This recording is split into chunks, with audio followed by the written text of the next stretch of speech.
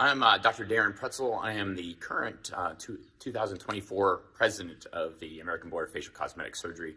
I'm from Hot Springs, Arkansas. I'm originally an oral maxillofacial surgeon. I am John Ferguson, and I guess I'm a founding father of the ABFCS. I'm Scott McCusker. I'm the president-elect for the Board of Trustees for the American Board of Facial Cosmetic Surgery. I'm Sohila Rostami. I'm an oculofacial plastic surgeon, and I'm on the board of American Facial Cosmetic Surgery.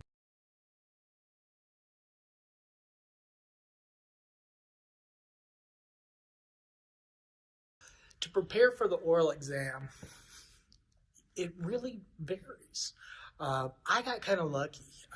My residency program put us all through classes to prepare for oral exams. I don't know if that was cheating or not, but it really made a big difference. So definitely get together with your friends, your colleagues, somebody else that's been through it, and just sit down and do a couple of them. And you'll really find that it's not that intimidating once you get going. Now, it's kind of weird if you don't know what you're being asked about, but that's why you prepare. So in terms of how I prepared for the boards, I would recommend that you do this over a long period of time. Don't just think that you can do this overnight. And one of the main pieces of advice I would say is articulate everything you're thinking to the examiner. So when you're going through the case, don't just think in your head. Think it out loud. Tell them what you're thinking. Tell them your whole process. That goes a long ways. The questions that you need to expect, again, on our website is a very detailed guide of the kind of cases that you can expect to see. Definitely go through all that. And get one of your friends, a family member, someone, and just talk through some cases with them. That's not how we think about patients on a day-to-day basis, or not how we really talk about or talk with patients on a day-to-day basis. So practicing that skill of how do you run through a case with an examiner, I think is useful. There are some board review courses for other boards that we've all probably done. I did one for my ENT boards that definitely had a lot of overlap with that. But again, those are specific to that board as opposed to the things that we ask, even if there is some overlap.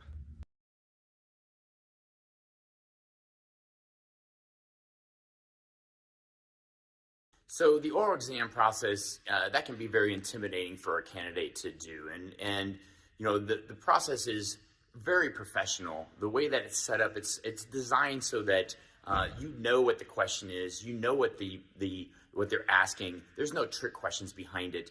It's very straightforward in the sense that if you prepare for it, you'll do very well on that exam. The oral process for a candidate is actually, at first, it can be a little intimidating. I remember the first time I took mine, I walk into the room and there's Dr. Jackson right there, and I'm like, oh my God. But it actually is not bad. It's a good experience. I mean, it's been around, the whole oral exam format has been around since Socrates. I got a little out there back in the 18th century, but as medical professionals, we do know that interaction with each other helps us learn, and the best way to test is with an oral examination, so you can explore the ideas. And it's our job as examiners to make the candidate comfortable and be their best. So the oral exam itself is a long test, and it's a big process, and I think a lot of applicants are worried about that, especially if they've taken other oral exams in the past. One change from when I took it a while ago, it was in person when I took it.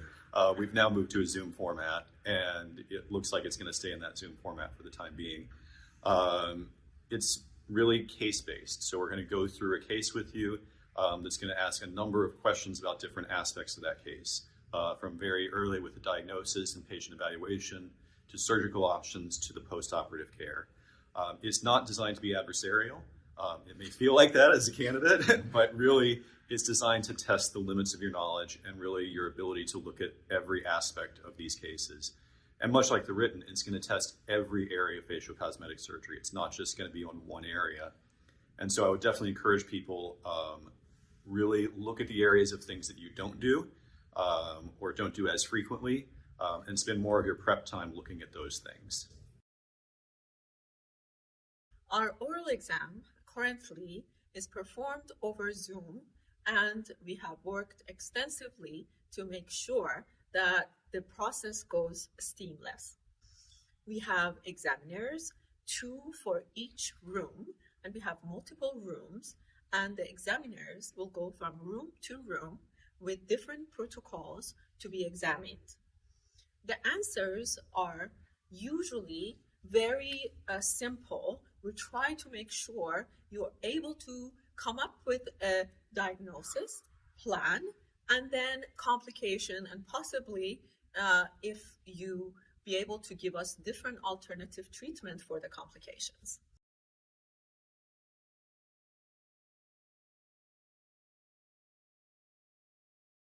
So in terms of the timing for the oral boards, the whole process takes about 5 hours. And yes, there are breaks structured in. Each case is not that whole time, obviously, but it will end up feeling like a pretty full day for you. And again, you're going to be pretty tired after all that.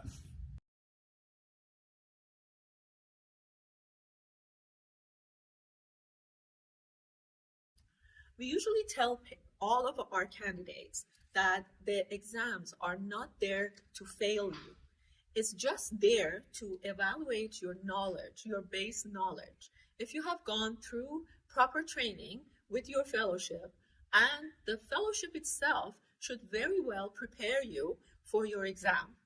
We are not doing anything that we're trying to make it difficult for you.